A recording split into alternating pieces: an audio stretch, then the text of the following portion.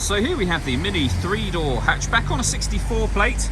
I'm going to start off by showing you inside the boot, and then we'll hop in and run through some controls on the inside of the car from there. As we approach the back of the car, you can see we have reversing sensors. Plenty of boot space as well, along with that 60-40 split folding rear seat should you wish to increase this space even further. And then this tray section will lift and store behind those seats to give you even more space again. Okay, now that we're inside the car, we're going to start with the dials. On the left-hand side, we have the rev counter. We have the speedometer in the middle and the fuel gauge over on the right-hand side. Also in the middle, you can see the total miles for this car.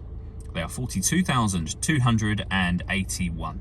Above that, we can change that information using a button on the end of the indicator stalk. You can, for example, have a digital readout for the speedometer displayed there should you wish to. You can see that now. Over in the center, we then have the radio for the car. So you can adjust the volume for the stereo just here. We're on the main menu at the moment. You can use this dial to access any of these options, and you'll see it will show you what they are as you move across them. So let's say you can access your radio.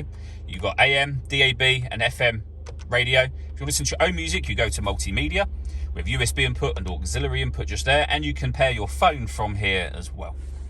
Working our way down from that, we have dual zone climate control. So you can turn the system on and adjust the fan speed with this dial just here. We can adjust the driver temperature, the passenger temperature, the direction the air is being distributed in. Once you're happy with those settings, this button turns your air conditioning on, and it's on when that green light shows. Same button turns it off again. Or you can hit auto. The car will now take control of the fan speed and direction of the air to maintain the temperatures you've asked for. You can override that whenever you wish to. Just press auto again. You go back to whatever setting you had it on previously. Underneath that, we can turn the traction control off. We can turn off the stop and start from here. And this button starts and stops the engine itself. So you just need to make sure the key is in the car and then use this button to start the car and to stop the car. And then finally, we have the gear lever for the fully automatic gearbox, auxiliary and USB inputs, and a 12-volt charging socket. All that leaves me to say is thank you for taking the time to watch this video. If you'd like to come and see the car in person and have a test drive, please feel free to call either of our MJA sites. We'd love to hear from you soon.